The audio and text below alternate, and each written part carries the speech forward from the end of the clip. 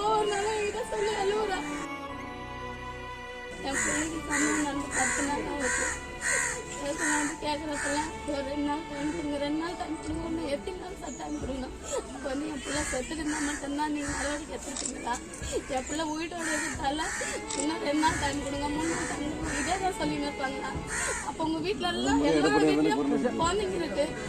உங்கள் வீட்டில் இந்த மாதிரி பிள்ளை காணாது ஏன்னா நாங்கள் தாழ்ந்துப்பட்ட குடும்பன்றதால எங்களுக்கு இந்த மாதிரி பண்ணுறீங்களா? உங்கள் வீட்டில் இந்த மாதிரி ஒரு பிள்ளைக்கு இந்த மாதிரி நிலைமை வந்திருந்தா அதே ஒரே நாள்ல 2 நாள்ல நீங்க கண்டுபிடிச்சிருக்க மாட்டீங்களா?